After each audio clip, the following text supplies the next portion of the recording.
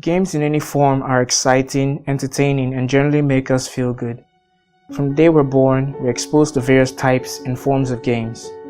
As a kid, I remember how excited I was watching the World Cup on the old TV. The joy of seeing players from my national team representing my country was incredible, and I still get those feelings watching them play today. Now before we continue, I'd like you all to know I make new videos every week on Thursdays and Sundays, so please hit the like button and subscribe to the channel for more content. Over the years, companies like Nintendo, Atari, PlayStation, Microsoft, and several others have sought to personalize those experiences we acquired from watching various types of games and sports, and it has led to the development of video games as we know them today. As our technology grew, so did the quality of gaming experiences produced by these companies. From the first black and white 2D games like Pong in 1972 to the first 3D game, which was 3D Monster Maze back in 1981, we've moved on to complex, lifelike games like Far Cry and Rise of the Tomb Raider. There can be no doubt that the gaming industry has seen its fair share of technological evolution, and gamers have enjoyed every moment of it so far. So what comes next? Currently, mobile games are addictive but cannot compete with the emotional attachment console games give a player. And this is where augmented reality and virtual reality will step in to bridge the gap. These two technologies are at the cutting edge of future advancements and will likely be mentioned quite a lot in my future videos.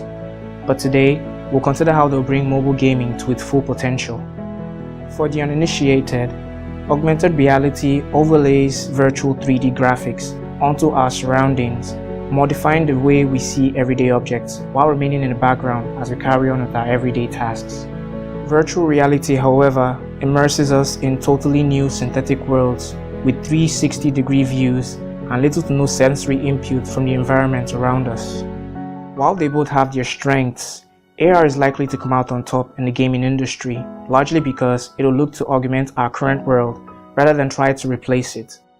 Players being allowed to interact with friends or carry on with their daily lives without any significant disruption from the game they play would be a huge win on the side of AR, as we can already see with games like Pokemon Go.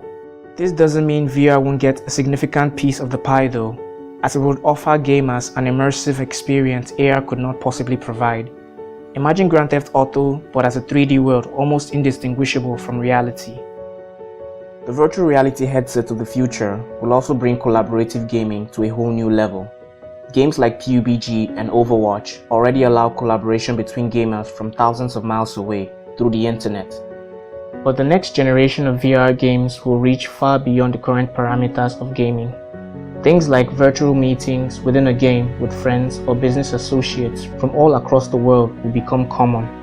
With the introduction of better visuals will come new and intuitive ways to play games. Natural user interface is the new holy grail of gaming, with Sony and Microsoft currently working hard on developing their own motion control technologies to compete with the huge strides made by Nintendo Wii in the last decade in an attempt to appeal to an ever-widening audience of casual gamers. The advancements probably won't stop with motion control, as other technologies like expression detection, mind and speech controls are currently in the works. Mind control environments are the ultimate goal for game developers, basically interfaces which would remove the barrier between a human thought and a controllable object in a gaming environment. The Boston-based startup called Neurable is developing a virtual reality game that can be played with the mind. Their brain-computer interface registers event-related potentials, which are more specific signals that occur when the brain responds to stimuli. This method of mind control allows for intention-based interactions, which is necessary for gaming. When asked, Neurable CEO stated that their first game, known as Awakening, would likely be released sometime in 2018. We've talked about the visuals, the controls, but we can't forget that gaming is a highly hardware-intensive function for any device to perform. From a manufacturer's standpoint, a truly high-end gaming rig should ideally cost somewhere around $1,500 to $2,000. But let's think of this from the consumer's perspective for a moment. Video games are mainly for entertainment unless you're a developer, designer, or a game journalist. Chances are that gaming is nothing more than a pure hobby to you, yielding no monetary compensation worth mentioning. As such, The idea of spending thousands of dollars each year on video games comes out as downright ludicrous to most. The solution to this is cloud computing. We've already discussed the possibilities of cloud computing in a previous video, but it's just as relevant to gaming. In the future, a gamer would only need to pay a relatively low monthly subscription to gain access to high-end cloud servers. These servers will be capable of running the most performance-intensive games at a steady frame rate and stream the content back to your VR headset at 8K resolution with zero latency. A company known as Liquid Sky is already achieving this on some level. Their platform allows gamers play performance-intensive desktop games such as Witcher 3 and Call of Duty on their Android or Windows device. Although their monthly subscription pricing isn't exactly cheap and they have had issues with latency, it's the first step that could lead to our promised gaming utopia. At the very extremes of gaming innovation, we could see the emergence of large holographic gaming rooms, which would make a player a literal part of the game.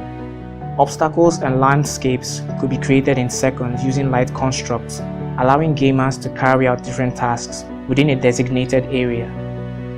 At this point, it's pretty clear the games of the future will challenge our grasp of reality unlike anything we've seen before, and I for one can't wait to see that future come to be.